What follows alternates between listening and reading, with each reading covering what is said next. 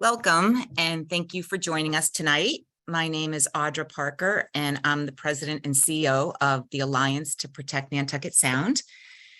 For those of you who don't know us, we are a nonprofit environmental organization based in Hyannis on Cape Cod, and our mission is the permanent protection of Nantucket Sound, the body of water which lies between Cape Cod and the islands of Nantucket and Martha's Vineyard.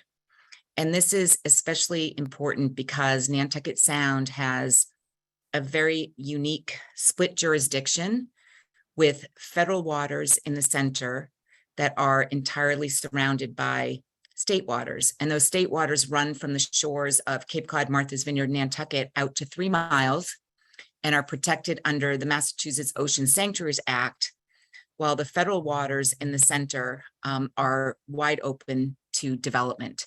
So the Alliance has built a coalition, a broad coalition of many stakeholders, which are seeking to protect Nantucket Sound by designating it as a National Historic Landmark, either through federal law or through administrative action. And the federal legislation, in addition to designating the Sound as a National Historic Landmark, would also ensure that the protections that exist under state law in the state waters would also apply to the federal waters and prevent inappropriate development, as well as provide important environmental benefits to address things like habitat degradation, diminished water quality, and coastal erosion, all environmental threats that this area is facing.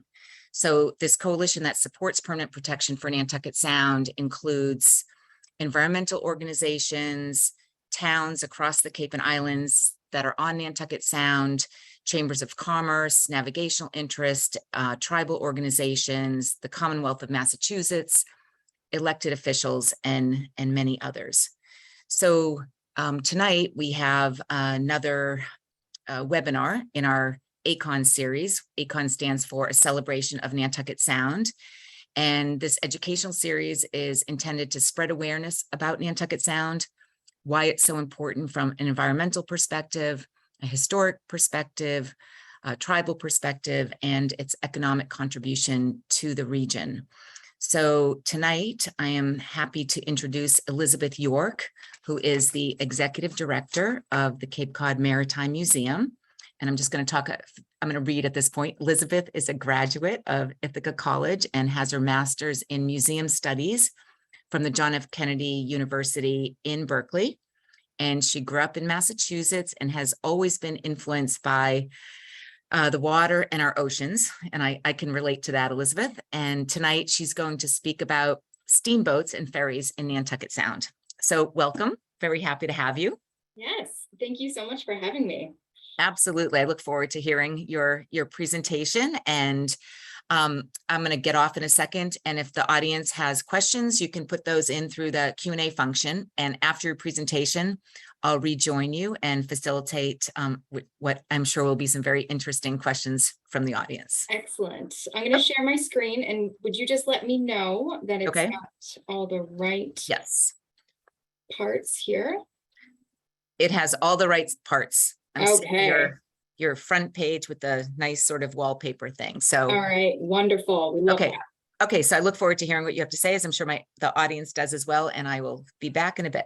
All right, thank you. Good evening, everyone. I'm so excited to be here and talk at you, really, since we're virtual tonight, about steamboats and ferries, especially those that plied the waters of Nantucket Sound. And thank you so much again to Audra and the Alliance to Protect Nantucket Sound for everything that you guys do, and of course, having me here tonight. I'm really excited to talk about steamboats. So just a little bit of a quick plug for the museum. If you have not visited us in person, I really encourage you to come over and see us. We're located on the Inner Harbor in Hyannis. We're just a stone's throw away from the Steamship Authority ferries and the Highline ferries. We're also a very short walk from Main Street, Hyannis. So if you're in the mood for shopping and some education, come on down and see us. Our mission at the museum is to preserve and celebrate the rich maritime traditions and history for which Cape Cod and the islands are known. We strive at the museum to enable audiences of all ages to understand and enjoy our maritime culture through our exhibits, collections, public events, and lectures like this very one I'm giving tonight. Our museum is open Wednesdays through Saturdays, 10 a.m. to 4 p.m. Please visit our website, www.capecodmaritimemuseum.org, to learn more about us, to join as a member or donate. You can also follow us on social media. We're on Facebook and Instagram and Twitter. You can check out live updates of our programming and events that way. All right, so let's get into the good stuff, the good historic stuff here. So back in ye olde days, there's only a few options for those traveling to and from Martha's Vineyard and Nantucket. I'm sure no one's surprised by that. Of course, this comes as absolutely no surprise that the two options for water travel for passengers and cargo between the mainland and islands of Nantucket and Martha's Vineyard were vessels called packets and coasters. It's a great example of a packet in this image here. Both packets and coasters were usually schooners and sloops. Packets were vessels responsible for transporting passengers on a semi-regular schedule from port to port. And I say semi-regular because their schedule was very weather dependent and very tide dependent. They would also carry cargo from port to port, but not necessarily in bulk. Coasters, meanwhile, were also sailing vessels carrying mostly cargo, such as goods and supplies, and they did not operate on a schedule. Coasters occasionally carried passengers, but again, not on a schedule. So for those living in remote coastal areas such as Nantucket and Martha's Vineyard, these two types of ships were really the main means of conveyance on and off the island in order to get to larger cities or other ports. Now, of course, whaling vessels are a little bit different, and smaller vessels like a catabout, different story. But if you're going to be transporting passengers and cargo in bulk, those were the two ways. Interestingly, though, and not a surprise, this means of travel was still very reliant on winds and tides, and there were often delays in departures and arrivals. However, these irregularities were accepted as typical and highly tolerated. Frankly, the idea of regular service to and from the island on a reliable schedule was something that was not even contemplated at this point.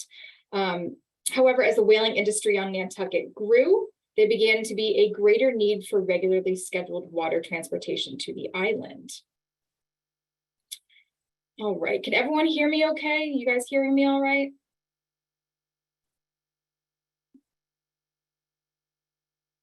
I can hear you fine. Okay. Yeah, Elizabeth, I can too. Somebody's saying that it sounds fuzzy, but I can hear you properly, so I don't know. Okay, thanks, guys. All right, so next slide here. All right, so we're going to take a brief break from our history and talk about steam power. Steam power goes back, frankly, it goes back millennia. Steam and hot air has been used to power many different contraptions throughout history, including hot air balloons, as well as water fountains, and interestingly, also a steam-powered spit to turn meat over a fire. So rotisserie chicken, I guess we have steam power to thank for that. The use of pistons in France began around 1690 with the use of the cylinder vacuum that was designed and built by Denis Papin of Blois, France. That's pictured here on the left. The Newcomen atmospheric engine was later developed in 1712 by Thomas Newcomen, and it was subsequently improved upon by John Smeaton, and later versions of this were used for pumping out dry docks, coal mines, as well as pumping city water. That engine is pictured here in the center in that graphic there, where you can see the fire and the fuel is burned over underneath the water boils, creating steam. Steam is the pink stuff, pushes up and down the piston. So James Watt of Scotland later improved on the Newcomen engine in 1776, and that's the image here on the right-hand side. And the Watt steam engine was fundamental to the Industrial Revolution in Great Britain. So now we know that steam power was being used commercially by the mid-18th century. It had yet to be used to propel a boat on water. William Henry was an American from Pennsylvania. He built 2 steam-powered boats as trials using the Watt engine in the late 1780s. Neither trial was successful, though, but he did pass his ideas on to John Fitch of Connecticut and Robert Fulton, who was also from Pennsylvania. Robert Fulton built the first successful commercial steamer called the Clermont, which traveled in 1807 from New York City to Albany via the Hudson River. The round trip from New York City to Albany on the Claremont took 4 days. She held 90 passengers, 54 of them in 3 cabins, and the rest would be hanging out on deck. Now, the Claremont operated at a modest profit for Fulton until 1814. In this image here, that's the Claremont. You'll notice that she's still equipped with sails, and this was true for most of the earlier steamboats. Most often, the sails were arranged in an abbreviated brig rig, and while inland steamers stopped needing to use their sails around 1825, many of the ocean-going steamers still had auxiliary sails for another few decades due to the relative unreliability of steam engines at this point. So by 1807, most of the inventing was completed, but what really remained was the fine tuning in order to create a reliable steam engine to propel these boats. So at this point, steam engines were still not safe or very comfortable. Boiler explosions were still quite frequent, and the likelihood of sparks, soot, and smoke getting all over you and all over your clothing was incredibly high. So travel on a steamboat could be quite messy and sometimes even a deadly affair. And the years 1807 through the early 1820s were really characterized as the experimental small steamer days along the Hudson River. But as the popularity, safety, and then reliability of these boats grew, new routes began to be explored in areas like New England, including Nantucket Sound. So there was resistance, though, especially in Massachusetts. The city of Boston itself was very late in accepting the use of paddle wheel steamers. And Massachusetts in general was very late because we're truly a region of traditional wind sailors. And the use of these contraptions was kind of a hard sell at first. Bostonians in particular would call steamships a stove on a raft. And I mean, I like it because they're not necessarily wrong. They're right. It is a stove on a raft, but it's also not a dangerous stove on a raft. So it was around the 1830s that steamboats began to be seen as much more reliable by the public and much more usable by the public. So no longer did the public have to rely on the wind to depart their destination on time. Whereas if they were taking a sailing vessel, they had weather delays. Weather delays might even keep them from leaving port for days, weeks in some cases. These steamers themselves always left on time, they usually left on time, and they normally got to their destination on time. And this reliability kept them in demand. So we're going to go on a brief foray into the engineering and design of these steamboats, mainly so that we're all able to identify some major elements that we're going to be seeing on walking beam powered boats. I also really love this video because it's a great way to explain what these engines look like as a sort of cutaway. So walking beam engines were low pressure, and I'm going to be simplifying this process a little bit while this video plays to sort of explain the process to you. So fuel, which at first was wood and later coal, was burned, which in turn boiled water in a boiler. That's that red big box there at the bottom of the screen. So this in turn would create steam. Steam was fed alternatively into a cylinder called a steam chest, which would pump a piston up or down depending on the direction the steam was pumped into the cylinder. We're going to see a great cutaway of that steam chest in just a second. So the pumping of the steam, either top or bottom in the steam chest, would elevate the piston, which was attached to a large diamond-shaped beam. You see that one right there. And it moved an alternative shaft up or down on the opposite end of the beam.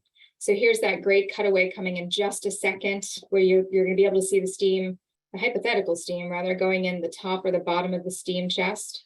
There it is. So you can see there's a bottom valve and there's a top valve. The top is pushing the steam piston down, the main piston down, and then the whole thing connects to a shaft that's attached to the paddle wheels by crankshafts, which in turn powered the paddle wheels themselves. We're going to sort of pull away from that in just a second. There you see the wheels going from the whole thing working all together. Pretty cool. So in the late 1830s, the average speed of these steamboats with walking beam engines was around 15 miles an hour, or about 13 knots. Later steamboats, of course, went a bit faster, but really not that much faster. The paddle wheels themselves would turn on an average of about 20 to 25 times per minute. So a majority of the steamboats we're going to be talking about today are powered either by a crosshead engine or a walking beam engine. Over the years, these walking beams got larger and larger in the hopes of increasing the speed. But most of the time, the increase in size actually came with an increase in fuel consumption. A little bit about, a bit similar about today's SUVs versus compact cars. So sometimes the engines were actually, and on these walking beams when they were even larger, sometimes they were actually too powerful for the boat's structure, and they would often heel over or were kind of a little bit difficult to steer. And of course, with more equipment comes more repairs. So repairs were often needed with the larger walking beams. So while a large walking beam engine could mean an increase in speed, which was good for the company because they could get to their destination faster, it often meant that the boat was more expensive to operate because they needed more fuel, and they usually ended having to, there was more time spent with the boats laid up in for repairs. So that actually, interestingly, would reduce the income generated. So good in theory, but not great in practice with the larger walking beam engines. So let's talk a little bit about paddle boxes. And then we're going to be talking about the paddle wheels themselves. So you're probably going to notice in a few of the further images that there are some really highly decorated paddle boxes. And those are these large structures, these sort of semicircular structures here that actually protect the paddle wheel. So a lot of these paddle boxes were highly decorated with a sort of trompe-l'oeil effect. And that was in order to enhance and give the effect of size and grandeur on the inside of these vessels. Many of the designs, like this one here, gave the impression that the interior of these steamers were as large and as cavernous as a Roman forum or an amphitheater.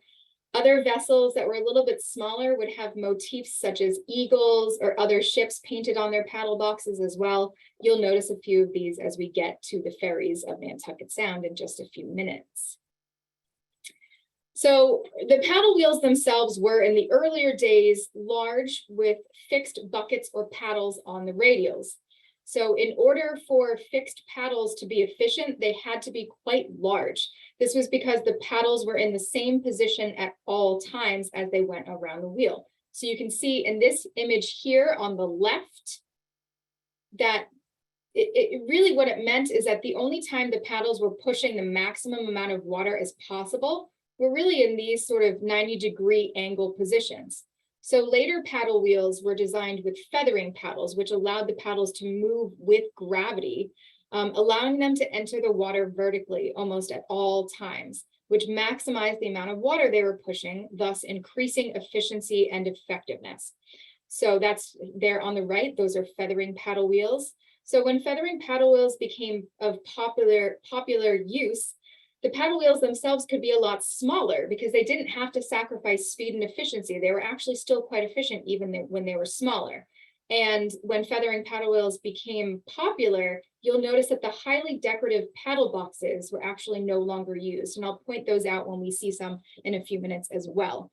They ended up using a different design technique. But really, all of this is just to give everybody an idea of what we're looking at with steamboats and what these different parts and pieces are and what they indicate.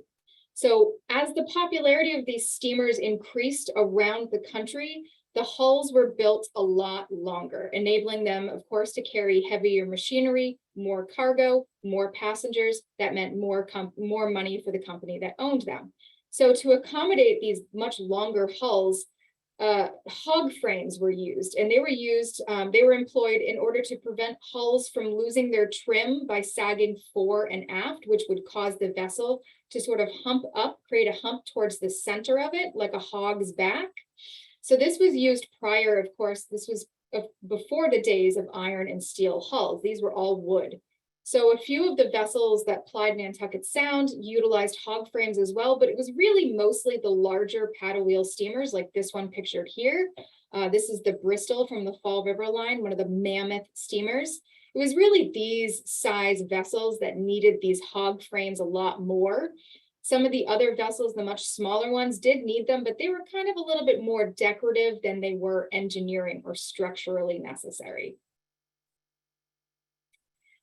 Another interesting element about paddle wheel steamers is that they were built with these really wide overhanging guards over their hulls. This is a great image to see that in. These overhanging guards were supported by braces. You can see a few of those in the image there. These overhanging guards allowed for the ability to increase the width of the superstructure, which allowed for more cargo, more passenger space, which of course was more money for the company that owned it. So you can really see how evident that is in this image here. It's really, I don't mean to body shame this boat or anything like that, but you really get a sense of how wide it is right above the waterline. Now, a major problem with these wide guards on these paddle wheel steamers is that they were subject to very heavy battering at sea, especially when in a trough. So the loss of the steamship Portland in 1898 in the storm that they actually subsequently dubbed the Portland Gale, the loss of that steamer really drove home the fact that side wheel steamers are really not as capable on the open ocean as propeller driven ships because of these overhanging guards, and of course because of the paddle wheels being their only method of propulsion. So now that we know all of the design and engineering elements of these vessels, let's get a little bit back to history and talk specifically about the steamers on Nantucket Sound. So in 1818, just over 10 years after Fulton's first steamer, the Eagle, pictured here, made a trip between New Bedford and Nantucket on May 5th. Many of the passengers aboard were Quakers on their way to a friends meeting. The second trip was 2 weeks later, and they returned from Nantucket to New Bedford at this point. The trip took 8 hours and 7 minutes in total. The Eagle herself was 92 feet long. She was 80 tons, and she could carry up to 60 passengers. So at this point, the whaling economy of Nantucket was really thriving. Commercial trade in and out of the island was growing. And because the whaling economy was booming, there was a great need to move people, produce, goods from the island, especially on a reliable schedule. So Martha's Vineyard also had its own ventures into whaling, but not on the same scale as Nantucket at this point.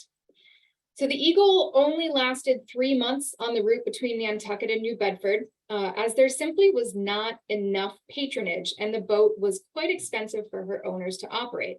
So much like the city of Boston, the prevailing thought of the islanders at the time was that wind power was much more reliable than steam. They were still really not convinced yet on these steamboats. They were really still not convinced. So several different vessels and companies tried to be commercially successful at this point, but poor ridership led to many of these companies quickly shutting down, often within weeks. So from the time the Eagle left Nantucket in September of 1818, no other steam vessel came to the island until 1824. After 1824, several other boats tried to ply the waters between the mainland and the islands. Many were very low power, oftentimes too low power, and some could only make the journey if the wind and the tides were favorable. In 1828, one vessel in particular, named the Hamilton, was so underpowered that she was stocked with barrels of tar, and they were used to throw into the boiler for more power in critical situations. I'm sure you can imagine the smoke and the sparks that came out of it at that point. And interestingly, because of that, the Hamilton was dubbed the Dragon. This also didn't do much to convince the islanders that steam was a reliable method of travel. And another factor that also decreased the islanders' view on reliability was the fact that many of these boats were so low power that they could only operate about 6 to 7 months out of the year due to the harsh winters and sometimes even icing over of the Sound. Other vessels that plied the Sound in these early days include the Marco Bazarus, and that arrived to Nantucket in the spring of 1829. The Bazarus was on the route between New Bedford and Nantucket, going from those two terminus. Now, at this point, the Bazarus was also a little steamer, a little bit bigger than the Eagle, but it was not, and ever so slightly powerful, but not that much bigger. Unfortunately, she was also not the financial success that her owners believed her to be, but they kept at it, and by her second season on that New Bedford to Nantucket route, the reputation began to grow.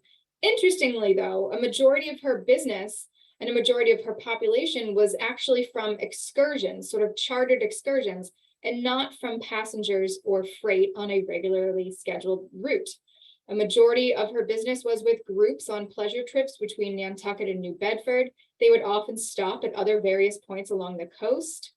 The Marco Bazarus made the first ever trip between, actually it made the first trip by steam to the Vineyard, and it also made the first steam voyage between the two islands, between Martha's Vineyard and Nantucket. So she was kind of a, she was breaking ground or breaking water, I guess. And so the first steam trip made to the Vineyard was from New Bedford, and they brought 210 people to Edgartown. The Bazarus also made excursions between Nantucket and Hyannis, bringing the islanders to the mainland of Cape Cod into the commercial center at that point, or the commercial fishing center at that point. So the Bazarus was a little bit larger than the Eagle and a little bit more powerful. She had 2 copper boilers and burned wood for fuel. Interestingly, on a trip across Nantucket Sound in June of 1831, they decided to experiment with using coal for fuel instead of wood. This didn't work too well, as her boilers were built for wood and they couldn't generate enough steam with the coal, but it did pave the way for further experimentation on Nantucket Sound with coal as fuel. Of course, now we look back on it as, not the best way, not the best for the environment, but at that point, it certainly did change a lot of things for steam travel. The Bazarus ended her service between New Bedford and Nantucket in 1832. She was sold by her owner to form a new company further south. The next 2 vessels to ply Nantucket Sound that were steam powered was the Telegraph. She was 120 feet. That's her on the top image there. She made her first trip to Nantucket from New Bedford in October of 1832. And a year later, in 1833, her owners, which was a group of wealthy businessmen from the island of Nantucket, incorporated the Nantucket Steamboat Company. The Telegraph was 171 tons, had a 60 horsepower engine, and a 17-foot paddle wheel. The Nantucket Steamboat Company, several years later, in anticipation of an increase in business, built the Massachusetts, that's pictured here in the bottom image. She was built in 1842 at a cost of $39,130. She was a lot larger than the Telegraph, and she was, of course, faster and was considered at the time the finest steamer on the New England coast. In 1854, Nantucket Steamboat Company put her on the Hyannis to Nantucket route, as the railroad line had just been extended from Boston to Hyannis, and there was really a desire for a shorter at-sea route by the islanders to Nantucket, and of course the railroad line into Hyannis provided that option. It was a much shorter route at sea than the route from New Bedford was. So these 2 steamers, interestingly, while not used in the winter months, when not used for passenger or freight service, they were used for towing, salvage, and ice breaking. Salvage was actually a very lucrative trade for the company. So, for example, in 2 days, the Telegraph and Massachusetts working together earned a salvage award of $31,000, and that's in 1842. So noting that the Massachusetts was built at the cost of $39,000, earning nearly $31,000 in 2 days was really not a bad gig for the company, not a bad 2 days work. So just to put a little context to things as well, in 1848, the rate of passage from Nantucket to New Bedford was $2 a trip. Meals were usually a 50-cent extra charge. In today's money, that would be about $75 for the trip and about $18.75 for food. So it may seem to you that all of the early traffic was heading only to Nantucket, and you're kind of right. You got a good point there. So what about Martha's Vineyard? The steamer Noshon made her first trip to Edgartown in 1846, and she made her trip for the newly formed New Bedford and Martha's Vineyard Steamboat Company. She was the first steamer to operate on a schedule to the Vineyard, and she was put into service expressly to serve the Vineyard. The Noshon would stop at both Vineyard Haven, which was then still called Holmes Hole, and Edgartown 4 days a week. Interesting to note, all of the island steamers I've shown you up to this point have that crosshead engine, which is that sort of A-shaped frame here. Let me get my pointer out again for you guys. This guy here, it looks sort of like a triangle up there. So the crosshead engine is very similar to the type that was used on Fulton's first steamboat. And you're probably saying, hang on, you showed me all that stuff about the walking beam engines, what's going on? So although walking beam engines were very commonly used by this point, they were used much more often on larger vessels because of the power that they generated. And these types of ferries were really just not large enough to warrant the size and the heft of a walking beam as well either. They didn't really require that much weight and power yet. So another thing to note is that historically by the late 1840s and the early 1850s, Nantucket was kind of on an economic decline, was definitely on an economic decline. There was a major fire that destroyed most of the waterfront in 1846, as well as a major shift of whaling from Nantucket to New Bedford. And this really brought hard times on the island. And the citizens of Nantucket soon began to promote the island as a summer vacation spot, a summer resort, in the hopes of bringing the island's economy back up from the loss of whaling. So I had mentioned the move of the Nantucket Steamboat Company's route from New Bedford to Hyannis. So that was the Nantucket Steamboat Company. They changed their route from New Bedford to Hyannis, and that actually left open a door for a new company to compete out of New Bedford. So fairly soon, the New Bedford, Vineyard, and Nantucket Steamboat Company was formed. So it's around now that the naming of these companies gets a little bit hairy and kind of confusing, and I apologize. So bear with me. I've made it all a helpful flow chart so we can all kind of get there together. So in 1855, the Nantucket Steamboat Company reincorporated as the Nantucket and Cape Cod Steamboat Company. So just over 30 years later, in 1886, the New Bedford, Vineyard, and Nantucket Steamboat Company consolidated with Nantucket and Cape Cod Steamboat Company to become New Bedford, Martha's Vineyard, and Nantucket Steamboat Company. So the largest shareholder in this company was the Old Colony Railroad, which was the precursor to the New Haven Railroad. But the New Bedford, Martha's Vineyard, and Nantucket Steamboat Company was never actually a part of the railroad's Old Colony Steamboat Company, which ran the very popular Fall River line among many other ferry boat companies. So also to make things easier for everybody and myself, all of the vessels that I'm going to be speaking about past the year 1886, I'm going to use the term either the company or later the authority to describe the New Bedford, Martha's Vineyard, and Nantucket Steamboat Company and their later iterations, mostly so that I don't have to keep saying New Bedford, Martha's Vineyard, and Nantucket over and over and over. Also, so that you guys don't have to hear me say that over and over and over. So in 1855, the steamer Island Home was built by the Nantucket and Cape Cod Steamboat Company. She was 184 feet and she traveled the Hyannis to Nantucket route for the line. By 1860, Martha's Vineyard had also become a very popular destination for excursions and for vacations. And so responding to the popularity of this, the line extended her route in 1871 so that she would run between Nantucket, Martha's Vineyard, and Hyannis. So this was also around the time that rail lines were being extended all around the country to reach all sorts of different places, towns, cities, farmland, and so on. And while steamboat travel was already also well established, neither of the industries really saw each other as competition. They actually saw themselves as allies or teammates. So after the Civil War, many of the railroad lines actually began buying or leasing out the smaller steamboat companies, especially those that connected with railroads. So when you think about the Old Colony Railroad and how they owned the Fall River line, really what it was a combined method of transportation where they are not competitors, they're actually teammates. So on Martha's Vineyard, there's an area of Edgartown that broke away and became incorporated as Cottage City. So this area was a Methodist campground, and as the popularity of camp meetings grew, hundreds and eventually thousands would be arriving at Cottage City to attend the meetings. And in 1907, this area reincorporated as Oak Bluffs. In the lower image here, you can see the Island Home. This is the lower image here, sorry. Lower image here, you can see the Island Home is tied up at the wharf at Cottage City with the Seaview Hotel in the left-hand side of the image. We're going to see a few more images of the Seaview Hotel, so I'll get to that in a second. And Also, the narrow gauge railway is there in that image. That was a unique railway to the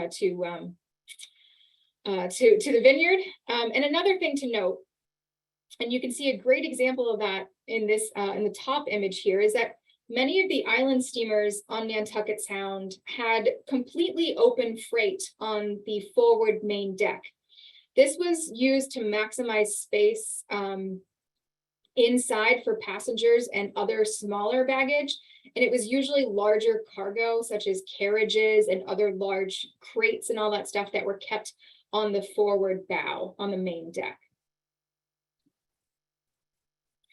So in 1872, the railroad line from Boston to Woods Hole was completed, and the use of Hyannis as a terminus for steamers and the railroad, especially to the island of Martha's Vineyard, slowed down drastically because it was a little bit of a longer sea route.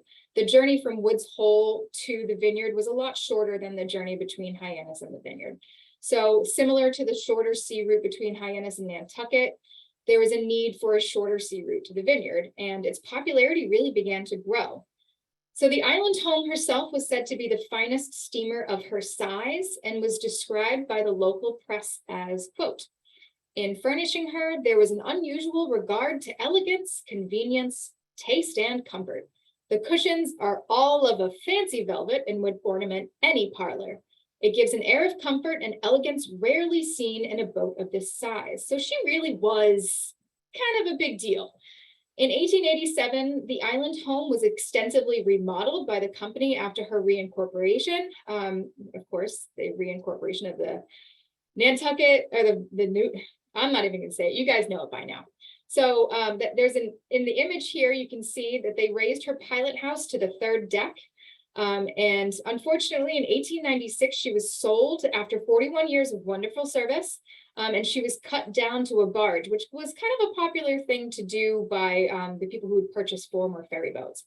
But you can really get a sense of the size of those large walking beam engines in this image here. You can really just see how large that beam is compared to the rest of the ship. And they really made the attention to detail on that paddle box there. They really wanted to give that idea of grandeur and size on the inside. So just like her designers intended her to be, the island home was really a beautiful example of the golden age of island steamers. So in 1890, the company built a vessel called the Gay Head. She was the largest side wheeler to run between the islands. She was 203 feet. She was in regular service between the islands and Woods Hole. You can really get a sense for how beamy these ships were with those wide overhanging guards here. Again, I'm not body shaming these vessels, but this is a great view of just how wide she was in the beam with those overhanging guards there. I also really love this image because it's very dramatic. You can see those, paddle wheels churning straight into this sort of dramatic fog as she enters the foggy abyss. So the Gay Head was the first ship built for the company with feathering paddle wheels. We learned about that a little bit earlier. So this meant that the wheels themselves could be smaller than those with fixed buckets or paddles. This was due to the increase in the efficiency of feathering paddle wheels. So this meant that the day of the large and overly decorated paddle boxes were now a thing of the past. So you can see in this image here that the designers actually didn't decorate her paddle box here with anything sort of like the trompe-l'oeil effects. What they actually did, they just filled it in with faux windows to make it look like there were more staterooms inside than there actually was. And this was a very common stylistic choice on most steamers of that time when feathering paddle wheels were used. So here is the Gay Head tied up at Cottage City, at the Cottage City Wharf. Now this is kind of a really interesting photograph in that the Seaview Hotel is there on the left-hand side of the image. This hotel burnt in 1892, which was a year after the Gay Head entered service. So the sort of the way that this photograph would have been taken within a very limited period of time. So, and she also must have been very new in this photograph. So it's pretty cool to see one of the earliest photographs of her. And of course, that narrow gauge railway is still there. Fairly cool. So while the interiors of these of the steamers used on Nantucket Sound were a little less elegant than those really swanky, fancy night boats of Long Island Sound. The interiors were still quite comfortable. So the gay head was adorned with black walnut and maple woodwork, gold trim with a beautifully carved staircase. You can see some of that here. Her saloon deck was a fraction of the size and grandeur of the larger Long Island Sound ferries, but it's because these boats were not used in the same way as the larger overnight ferries. The trips to the islands on these boats at this point only took a few hours, and while there were a few private staterooms, you can see these doors here, they were mostly just day rooms only with a small bed, sort of like a trundle bed, and chairs for resting. Another fun thing to note is that these big white tanks here were for drinking water. And another thing to note is that the lights were both oil and electric. So another thing that's really cool about the Gay Head is that for all of you America's Cup fans out there, the Gay Head was chartered as a spectator boat for every America's Cup race between 1893 and 1903. So other descriptions of the Gay Head describe plush maroon upholstery. You can see a little bit of that here with the carpet, as well as a very comfortable and well-furnished ladies' saloon and a social hall. Now, I'm not sure if Bob Fishback is on the line. He's from the Chatham Marconi Maritime Center. Hey, Bob, if you're here, it's a great museum.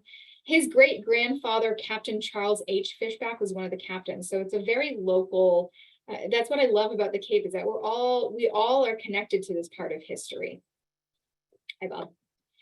So in 1902, the company built the steel-hulled side wheeler called Uncatina. You can see her there in the image on the top. She was the first boat on Nantucket Sound with an electric searchlight, fancy, as well as electricity. And she was the first to carry cars to the islands. She could fit 6 on the forward bow. Uncatina was also used as an icebreaker because of her strong steel hull. And she was the last of the island steamers to have a walking beam engine as well. She was designed to hold as much freight as possible, yet still reserve all of the essentials of passenger convenience. And she actually had a lot more storage space than the Gay Head did, interestingly. In 1911, the line built the Sankaty, which is pictured here on the bottom image. You can see there's no more walking beam anymore. She was the first propeller boat on service to the islands as well. And she was also the first with a completely enclosed bow for freight instead of open like all of her predecessors.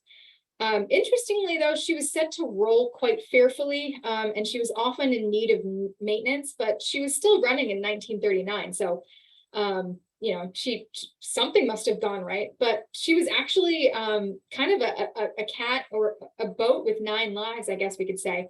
By 1939, she had been burnt to the waterline, sunk at her pier, and then was also rebuilt by that point. So again, cat of 9 lives, but in a boat. What I find really interesting about this ship is although she was powered by propeller, they still kept the look, I guess you can say, of a paddle wheel amidships. Although in this case, let me get my laser pointer out again, that look right there. Although in this case, the space was actually not taken up by a paddle wheel and could be used for freight and more day rooms. So then we get to the Great White Fleet, which is probably one of the most recognizable group of ferries out there, besides our current day ones. So this was called the Great White Fleet. They were affectionately known. Most of them were built in the late 1920s. The first built was the Islander. She's pictured here on the top. The Islander was later named the Martha's Vineyard. The Islander was launched in 1923. She was the second propeller-driven steamboat built especially for the island trade. She was the prototype for the 3 other subsequent island steamers to come later. She had these beautiful, smooth, clean lines, a pointed bow, and a bellied out midsection. I'm still not body shaming these boats. Her steam plant was a 4-cylinder triple expansion reciprocating engine that was built by Babcock and Wilcox. She was propelled by a single screw propeller. And the citizens of Nantucket and Martha's Vineyard considered her incredibly modern, incredibly sleek, incredibly stylish. And I completely agree, she was. She was 210 feet overall, had a freight capacity of 100 tons, and could accommodate 2,000 passengers. In the summer of 1924, the Sankaty, the boat with 9 lives, burned to the waterline in New Bedford, and was sold by the line. They needed to replace her loss, so they quickly ordered a second steamer, just like the Islander. And the result was the Nobska, which was a near twin to the Islander. The Nobska is pictured here on the bottom image. She, just like her older sister, was subsequently named the Nantucket. The third built for the line was the New Bedford, pictured here on the top. She joined the White Fleet in 1928. She was the third new steamer launched by the line in a decade, which is kind of a lot to do in a decade. It's pretty good. She was a bit similar to the Islander and the Nobska, but the main difference being that her entire main deck was left open for freight, which gave her a third more freight space than her sisters. Now, it was at this point when the New Bedford was added to the line that the Islander's name was changed to Martha's Vineyard and the Nobska was changed to Nantucket. And finally, the last boat to join the Great White Fleet in 1929 was the Noshon, and she was known to be the largest boat on the run. She was built at a cost of $600,000. She was a twin propeller boat with 4 decks, and she was interestingly built in 4 months. She followed the basic design of her older sisters, but was longer, wider, and 1 deck higher. And although she was 1 deck higher than her sisters, she was very stable at sea and was not top heavy in the least bit. She also had 32 staterooms over 2 of her decks, which was a strange choice because this is a day ferry. It's not an overnight trip. But the original plan was that she would actually fill in as a night boat on the Fall River to New York service during the winter months, which is why those staterooms would have come in handy. So the arrangement of 2 full passenger decks was quite novel and exciting for passengers as well. There were chairs with cushions that were interspersed without, and a promenade deck surrounding the saloon deck. Staterooms themselves were fitted out with day beds and a Davenport, which opened to form a double bed. And they were well provided with mattresses, cushions, tables, chairs, wash bowls. Everything was simple yet very attractive in design. So the Great White Fleet boats were a new class of steamers and were very recognizable and incredibly popular vessels to serve the islands. The islands by this point had a very solid reputation of being a delightful place to vacation, even if it was just for a weekend, and these steamers allowed passengers to do such and were well-traveled and well-loved by many, many, many people. One interesting thing to note is that in 1930, to save money, the steamers were painted gray, which allowed the company to cut back on the need to paint over rust and dirt. However, the islanders and the press were extremely critical and frankly pissed off about this and called for the return of the Great White Fleet. And the next year, everybody was repainted white. Now, while not fancy on the interior, these boats were very graceful and proportionate and much better at sea than their predecessors. So the decline of the traditional paddle wheel steamer had really begun to take shape in the 1930s. For the line in particular, the Uncatina was the last side wheeler still in use, and that vessel herself was sold to the Nantasket Beach Line and later named the Pemberton. Now, it was at this point that the New York, New Haven, and Hartford Railroad was the parent company of the New England Steamship Company, which ran the island steamers. In July of 1937, after a sit-down strike and several years of financial losses, the New England Steamship Company ceased all of its steamship operations, except for the island lines. After a few weeks of striking, the island steamers and their crew went right back to work, and the New England Steamship Company, who had once owned 129 different steamships, all used in New England, now only had 4 ships left to carry their flag. Both the Noshon and New Bedford, with the New Bedford picture here, were taken by the US government for use during World War II. They both served as hospital ships, bringing the first wounded back to England from Normandy, and they also served as troop transports, bringing troops across the English Channel and across the Atlantic. What was left was the Nantucket and the Martha's Vineyard, and they were left for the island service. They were the only 2 vessels to be used at that point for the island service. The other 2 were at war. So neither the New Bedford nor the Noshon returned to service on the island line after the war. Both were sold to smaller companies. Now, after World War II, the company was sold to Massachusetts Steamship Lines for $750,000. Now, considering that one of those boats cost $600,000 to build, a sale of $750,000, not great, but you know, you got to do what you got to do. Islanders were really hopeful that with the takeover by Massachusetts Steamship Lines that there would be an improvement in service. However, their worries were really not abated once the Hackensack appeared. The Hackensack was a double-ended car ferry that they later renamed the Islander, that's pictured here. And she was a ferry that was used on the Hudson River in previous years. So even though she was renamed the Islander, she was commonly referred to as the Hack.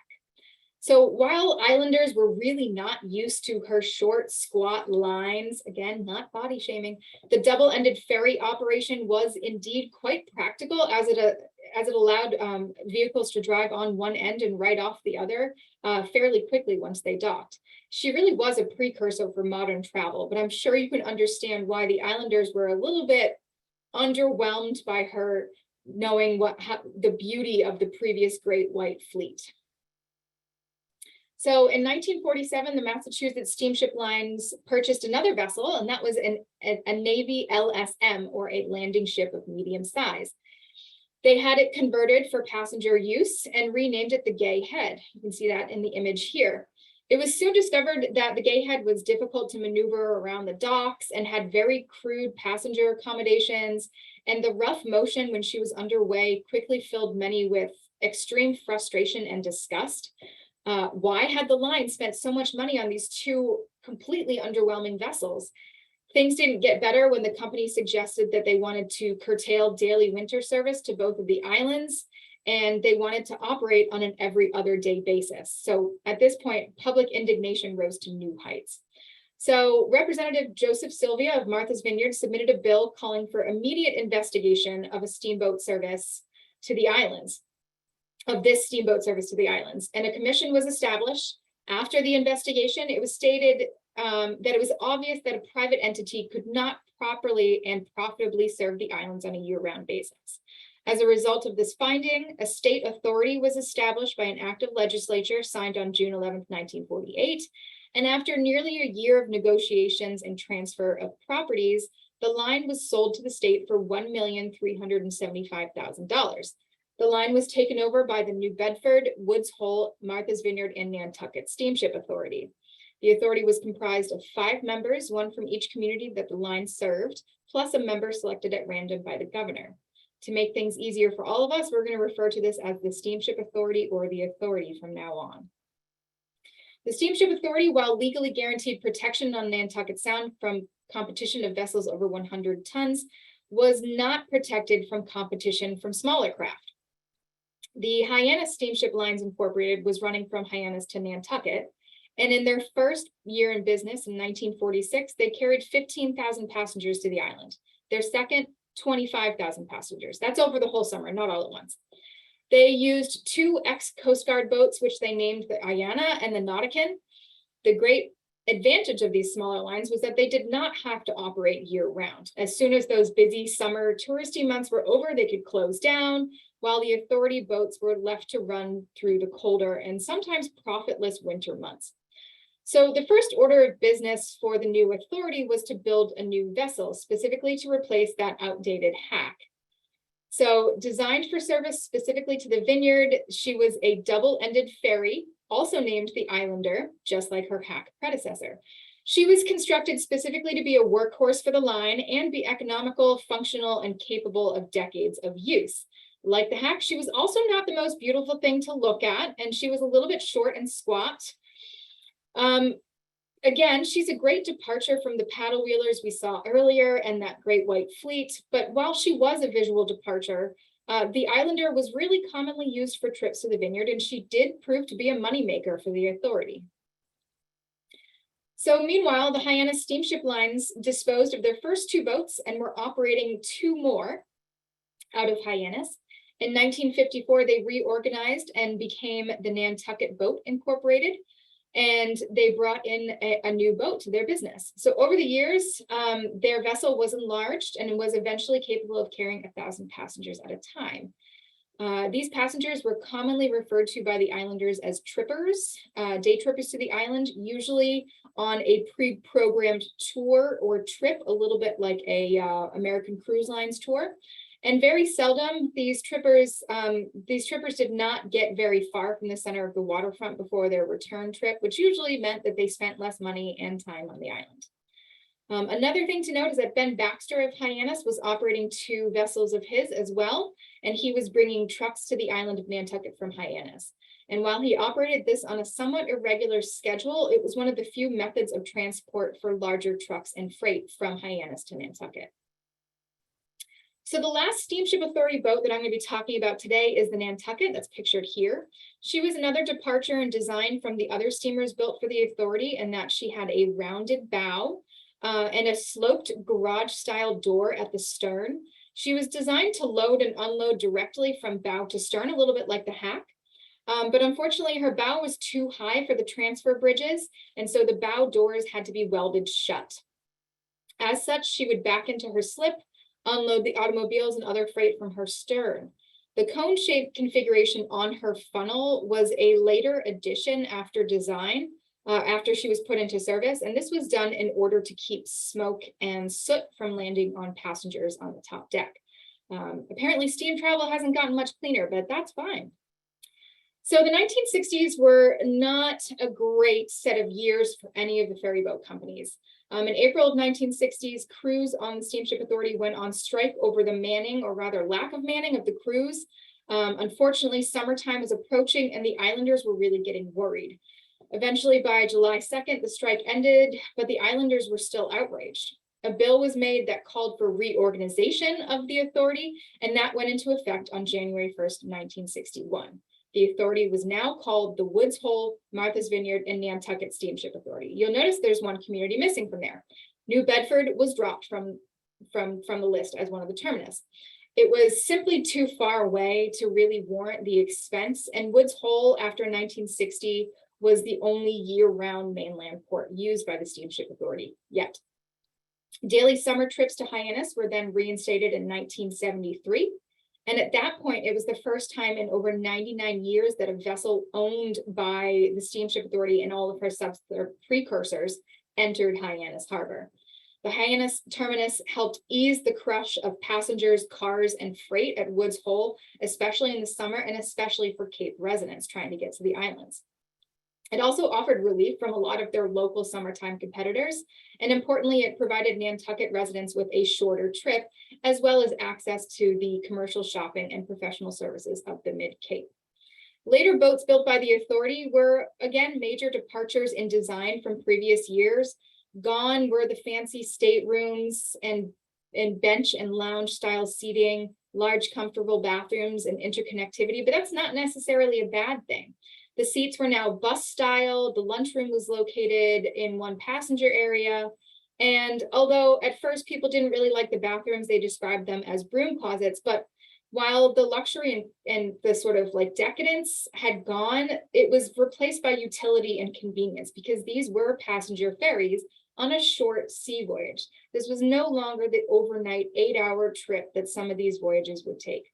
So the Steamship Authority is the only ferry service to the islands that carries both passengers and freight. They currently operate 10 vessels that carry passengers, automobiles, and freight trucks to the island. I hear them every day at work, blowing their horns, getting ready to leave dock, and they're really wonderful to watch underway. They're big, they're impressive.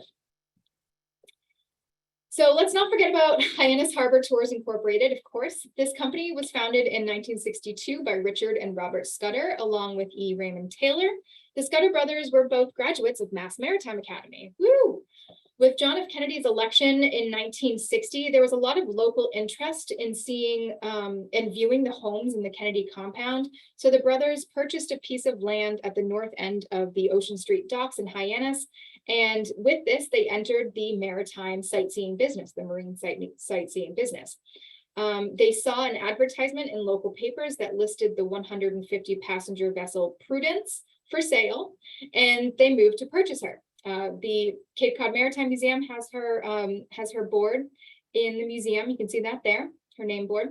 So the Prudence started out on sightseeing tours, but proved to be quite successful. And in 1966, Hyannis Harbor Tours expanded into deep sea fishing on the waters of Nantucket Sound, on full or half-day excursions. And then later, the brothers contracted a boat to run seasonally to the Vineyard in 1970. And in 1971, they launched the East Chop. In 1972, Hyannis Harbor Tours bought out Nantucket Boat Company, and with it, they acquired 3 of their 5 vessels, their docking facility, ticket office, parking lots, and the trade name Highline. But the new owners renamed it Highline with a Y instead of High with an I. So throughout the years, they expanded their service to include inter-island service and first-class traveling options to Nantucket. In 1996, they introduced high-speed service to Nantucket, and by 2005, they were operating their high-speed service to the Vineyard as well. They also run Cape Cod Canal cruises, as well as charter and special nighttime cruises. And just like the Steamship Authority, I hear them leaving dock several times a day. They're really great to see underway as well, because they have a very neat propulsion system, which we probably don't have time to get into today. Now, last but not least, I'm going to leave you with this image. This is a great picture of Hyannis Inner Harbor from the mid-1960s. Some great landmarks are visible, including Baxter's down here. The freight truck lanes from the Steamship Authority are here. And of course, what was then the Anchor Outboard building, which eventually became the Cape Cod Maritime Museum. So the story of the Nantucket Sound Island steamers is really one of evolution and development, not only in design and power, but really in culture and visibility and recognizability. So from yesteryear to today, the boats have really served all of us and have served as a reminder of our region's needs, our region's culture, our pride, our economy, and of course, our love of the water in Nantucket and Martha's Vineyard. And with that. Thank you, Elizabeth. That was great. I certainly know a lot more now about steamers and ferries over Nantucket Sound than I did an hour ago. So we have a few questions. If you want to answer them, give you a second, take a breath.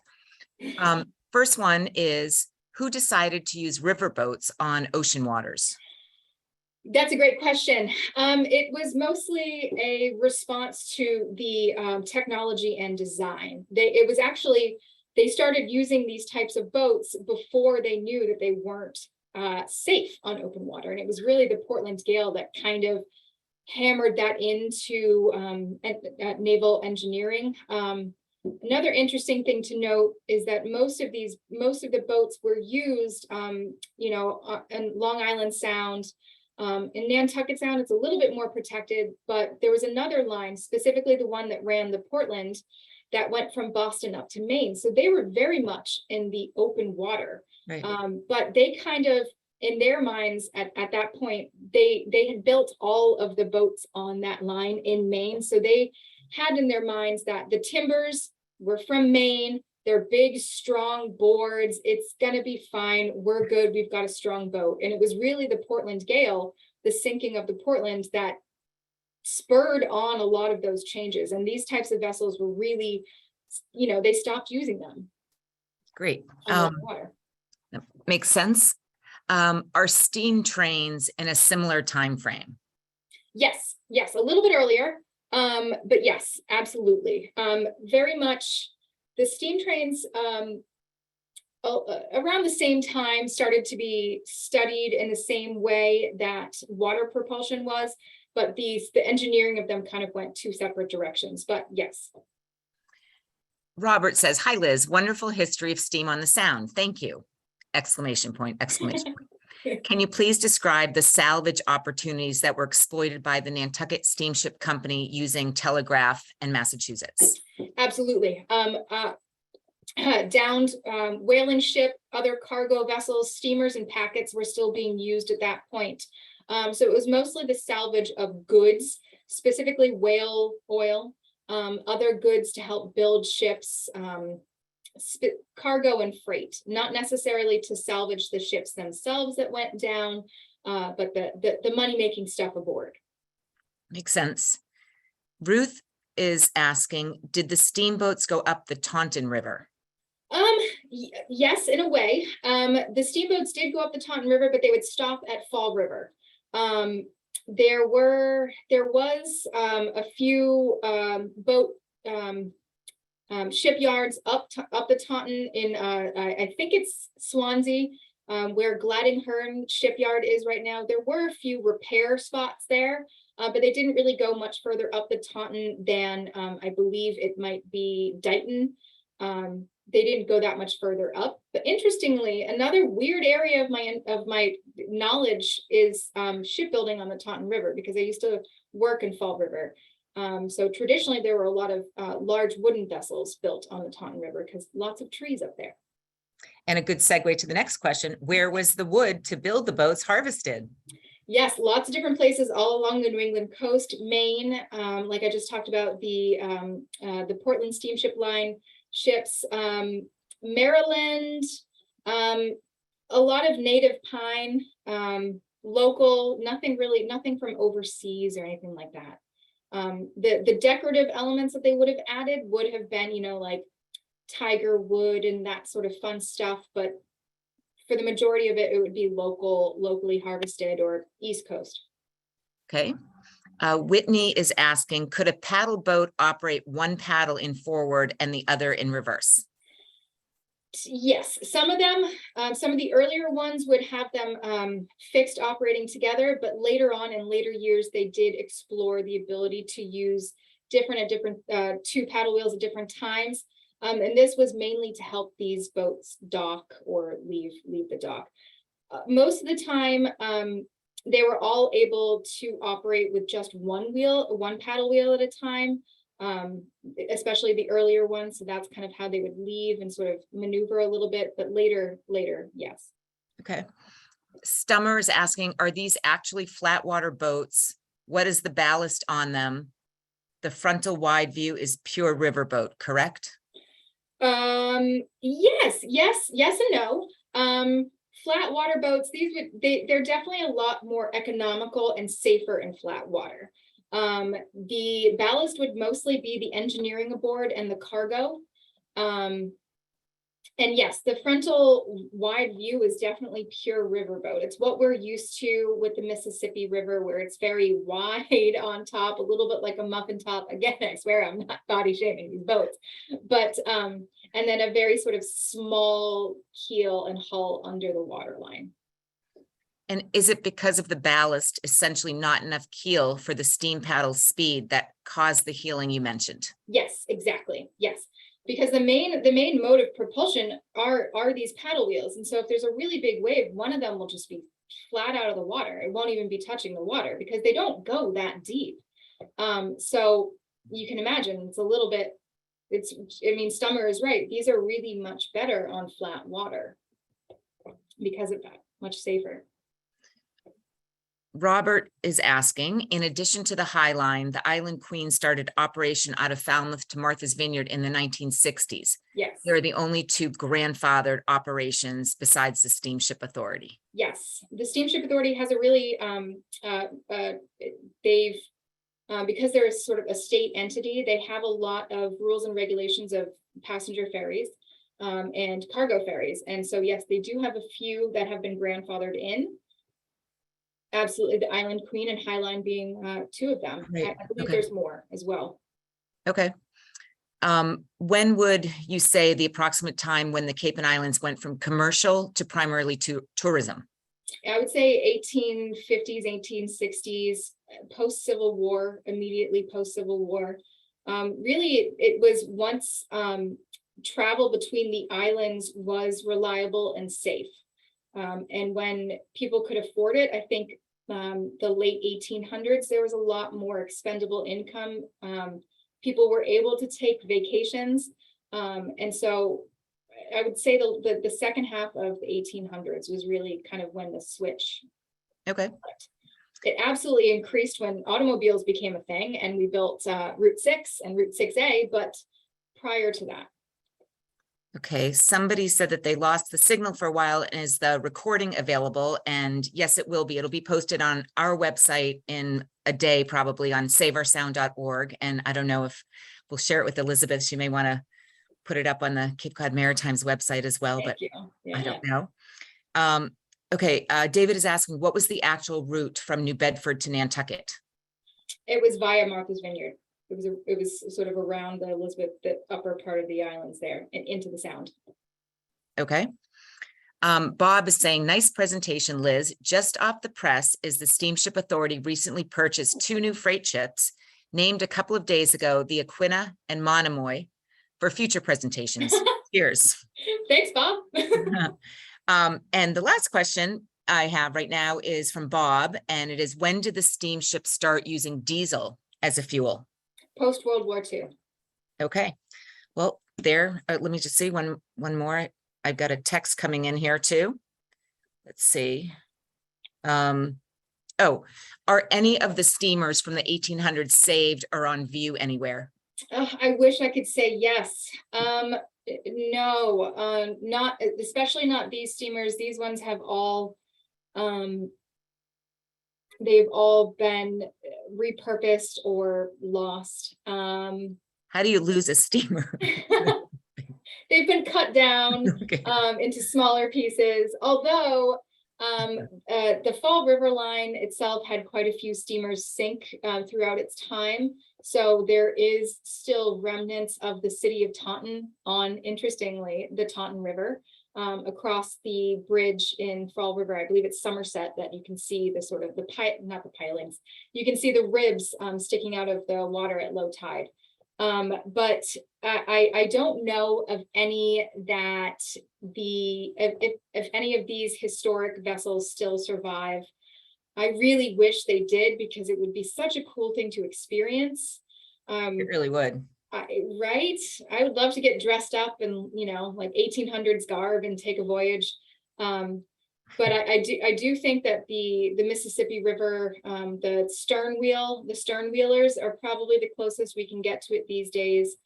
I know that the San Francisco Bay ferries used to operate a walking beam engine with a paddle wheel until the late 60s. So there's great footage of it. There's great colorized footage of that, but I think that's the closest we're going to get that I know of. Okay, so I have no more questions, but the last comment is, please tell Liz that she is amazing. So Liz, you're amazing. So thank you so much. That really was amazing and very, very interesting. I know I learned a lot. I'm sure our audience did as well. Yes, so thank you. It's very Thank fun. you for Thanks joining having us, me. and I'll see you down the street sometime soon. I know, right? Yes, exactly. So thank you everyone also for joining us. Please stay in touch. If you want to see the recording or you have any questions, you can contact me at audra@saveoursound.org and visit our website at saveoursound.org. We'd love you to follow us on social media. We'd love your help, donating, spreading the word that Nantucket Sound really is a wonderful place with such a rich history that it is worthy of preservation. And our next scheduled webinar is on November 3rd at 6 p.m. And it's Zach Mertz from the Birdsea Cape Wildlife Center, who joined us in the spring talking about snowy owls. And this time he'll be talking about winter wildlife in Nantucket Sound. So you can register at saveoursound.org/ACONS, again, a celebration of Nantucket Sound. So hope you enjoyed our presentation tonight and hope to see you next month. Thank you.